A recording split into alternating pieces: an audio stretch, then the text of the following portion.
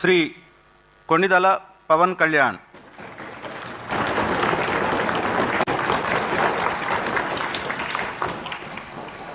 కొణిదల పవన్ కళ్యాణ్ అనే నేను శాసనసభ సభ్యుడిగా ఎన్నికైనందున శాసనం ద్వారా నిర్మితమైన భారత రాజ్యాంగం పట్ల నిజమైన విశ్వాసం, విధేయత చూపుతానని, భారతదేశ సార్వభౌమాధికారాన్ని, సమగ్రతను కాపాడుతానని, నేను స్వీకరించబోయే కర్తవ్యాన్ని శ్రద్ధాశక్తులతో నిర్వహిస్తానని దైవ సాక్షిగా ప్రమాణం చేస్తాను.